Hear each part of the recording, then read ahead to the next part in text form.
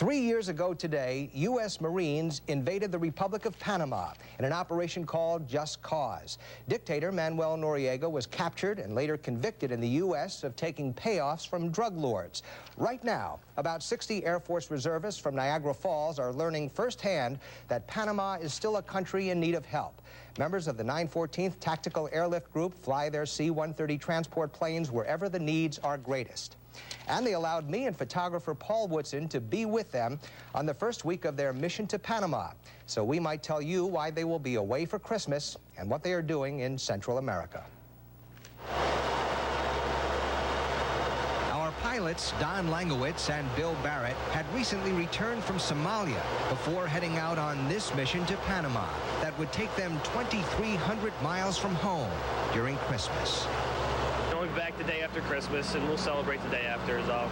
They are no strangers to war and world crisis. Captain Greg Kester of Mayville remembers flying his C-130 over one of the military airports in Panama during the U.S. invasion as 64 combat paratroopers jumped from his plane. Well, the adrenaline was pumping for about 10 seconds, and then it was all over. That was exciting. It was definitely something in history that you could tell your grandkids about. But recent history will show that 3 years after Panama's dictator Noriega was removed from power by the United States, poverty and crime are perhaps worse than before. Unemployment here is estimated at 30 to 35%, and there have been incidents targeting U.S. servicemen who ventured into the wrong place at the wrong time. The economy's pretty rough, I understand. You have to be careful of crime. Other than that, it's, just be careful, travel in small groups and take care of yourself. That's all. Don't do anything you're not supposed to do. Now, from Howard Air Force Base in Panama, the mission of the 914th would include a joint military effort to stop the flow of drugs from Central and South America into the United States, and also, of course, protecting one of the world's greatest man-made waterways, the Panama Canal. Since 1914, hundreds of thousands of ships have sailed through the canal, saving them a trip around South America, thanks to American ingenuity and the sacrifice of thousands of European and West Indian workers who died building the canal that stretches 50 miles in length. The Pacific Ocean, right over there.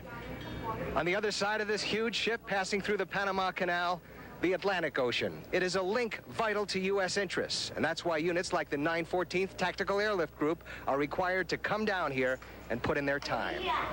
In the nights ahead, we will see how this mission of the 914th has benefited orphans in Panama City and school children in mountain villages who depend on our Air Force Reservists for the very classrooms that may someday serve as their gateway out of the cycle of poverty. All part of the mission to Panama and the work of the 914th Tactical Airlift Group from Niagara Falls.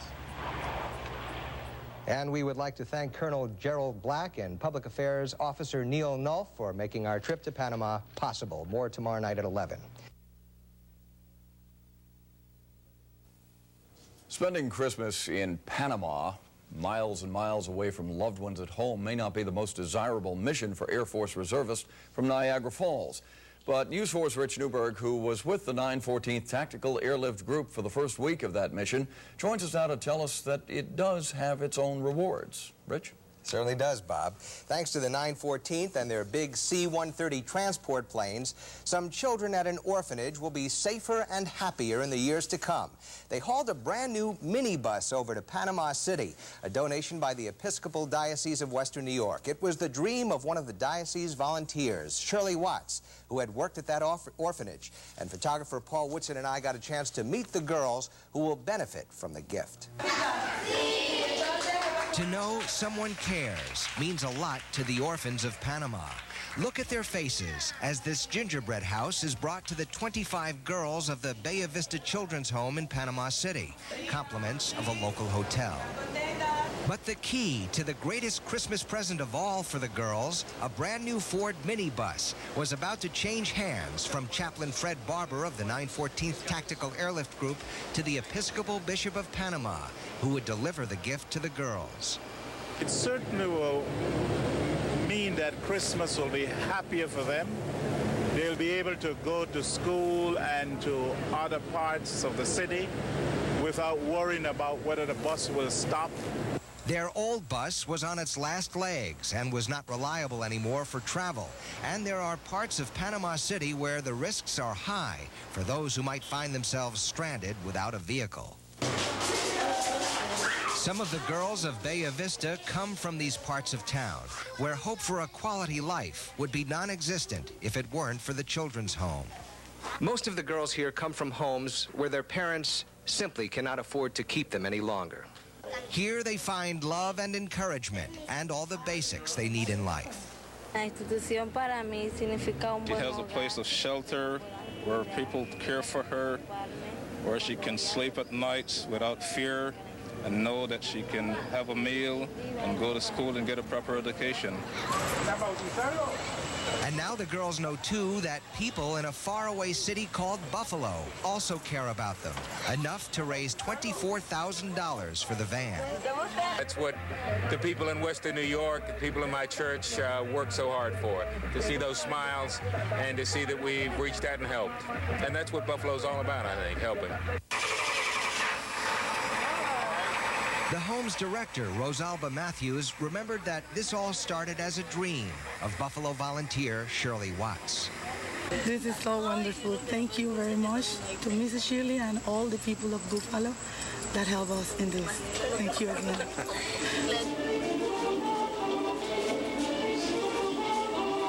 And as if the smiles of the girls weren't enough, these high school folk dancers were brought to a reception in our behalf to perform. It was a moment we will always remember on this mission to Panama.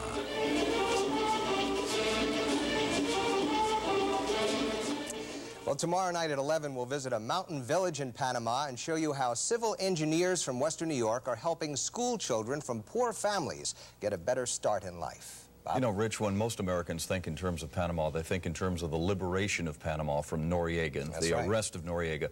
How do the Panamanians view the Americans nowadays, and how do they feel about the fact that Noriega's in a jail up here and he's gone, he's out of sight? Certainly they appreciate not having the secret police down their back or repression from the government, but many I spoke with feel the United States could have done more after the invasion, creating jobs, helping with the economy, and they look to us now for more help. But are they seeing moments like this one that you've just reported upon? Certainly the efforts of people like the 914th has to help. It has to be a positive image for the United States, and it's person to person. A real good Christmas present. Yeah, all right, Rich, thanks very much. We'll be back with Don Pohl's forecast in just a moment.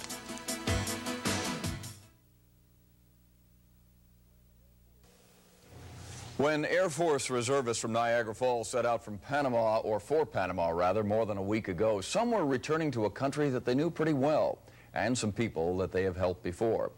News 4's Rich Newberg was with the 914th Tactical Airlift Group on this mission to Panama, a mission that took him into some mountain villages of that Central American country. Remote territory, huh? Certainly was, Bob. Yeah. Well, photographer Paul Woodson and I got to see firsthand how some school children up in the mountains are benefiting from the work of civil engineers of the 914th. It all has to do with the building of classrooms and ultimately the future of Panama. Panamanian villagers trying to learn how to read and write. Poverty and illiteracy go hand in hand in the interior of this country. Conditions in the schools appear primitive by U.S. standards. This is a stove in the kitchen of one schoolhouse we visited. But one thing is certain at this school, the building is safe and secure. One solid beam. It goes through the middle of those beams. It goes all the way over to the end. Captain Brian Miner of the 914th Tactical Airlift Group helped restore this school this year with other civil engineers from Western New York. They also built 2 new kindergarten classrooms. This classroom right here has a nice clean floor, solid roof, doesn't leak, and they know it'll be here for a while. The needs are especially great in villages like this one.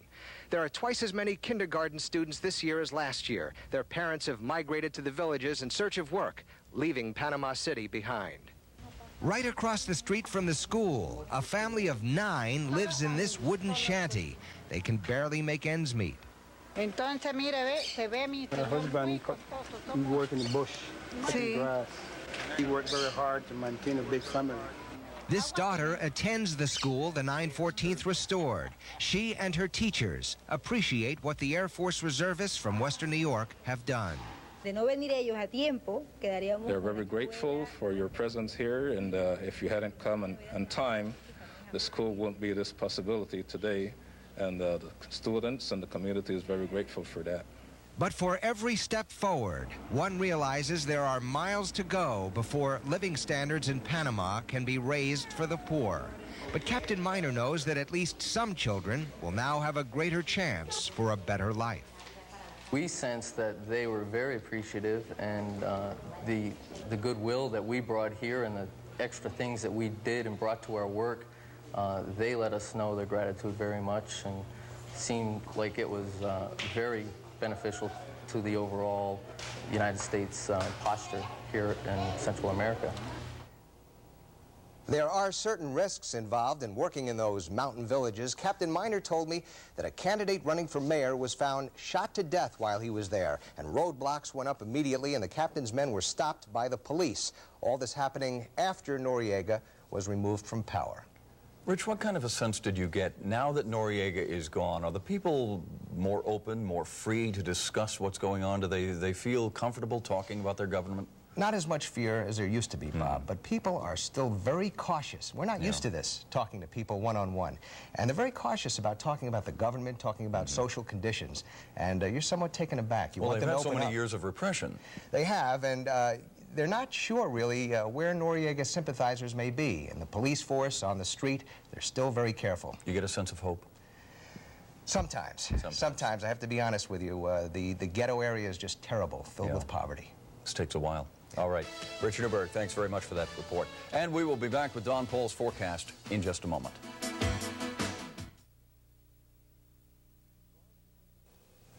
Drug interdiction and training for any potential conflict in Central and South America.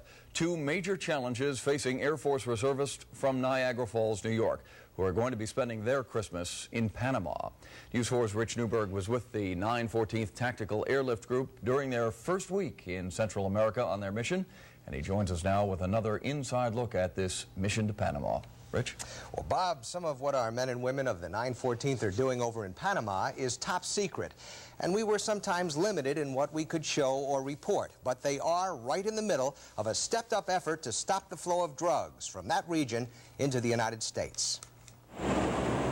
This C-130 transport plane and its Niagara Falls crew had just returned from a remote airstrip somewhere in Bogota, Colombia, where a radar station was being set up as part of the so-called war on drugs. But it was a mission they could not talk about.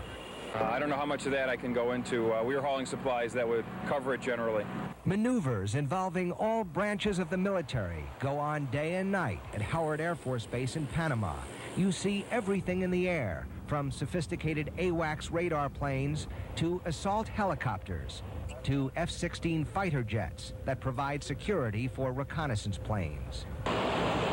We were not permitted to go on board for this C-130 mission carrying Navy SEALs for a high-altitude training jump. But pilots Don Langowitz and Bill Barrett told us what it's like to stabilize a plane while men with parachutes are jumping out the back and free-falling before activating their chutes. We have everybody working together as a crew. If we can get them out safely, that's what we like to see. They enjoy jumping out of planes. We enjoy working as crews on them, so if everything goes well, that's what we really enjoy doing. Loadmaster John Brodnick made sure the jumpers got out safely and that everything went well. But some decisions were made by the Navy SEALs. SEALs decide for themselves when they're going to jump. Someone spots the ground. The jump master gives a thumbs up, and they all start yelling and run out. From those C-130s flown by our reservists, the Navy SEALs' mission begins over the target area. In a combat situation, they are often the first in, clearing the way on a beachhead for the Marines and other assault units. From the Persian Gulf War to peacetime maneuvers in Panama, members of the 914th Tactical Airlift Group have served with distinction, remaining combat ready at all times and ready to assist in any world crisis. In fact, some of our Air Force reservists, before leaving for Panama, had just returned from Somalia. 1 week you're in Somalia, the next week you're in Panama. Well, that's what we do for a living. That's what the 914th does. You know, we're just airlifters, and wherever the Air Force needs us, we go. They are often the unsung heroes of the military, but after being given an inside look at what they do and how they do it, it becomes clear why they have earned the respect of those who depend on them. Rich, you've taken 3 trips with the 914th now. Last year you were in the Persian Gulf. You've been down to Florida with Hurricane Andrew, or 2 years ago rather, and now down to Panama. They give frequent flyer mileage by any chance? I think I've earned my wings. I think you have, yeah. I'll tell you, I'm beginning to feel more at home in that big cargo plane than on a commercial jet. Really? And they give us some room to move around a little bit, but there is a spirit among the 914th, and they work as a team. And sure. It's beautiful to watch. It really is. They love their plane. They love their work. When are we going to see you jumping out of a plane? Never. That's one thing I will not do. Not going to do that. We're not going to see that. By the way, Paul Woodson was a photographer. And did an excellent job, did a great job. All right. Thanks very much, Rich. Coming up in just a moment, we have the weather forecast. It is a cold one headed our way. Don Paul has that in just a moment.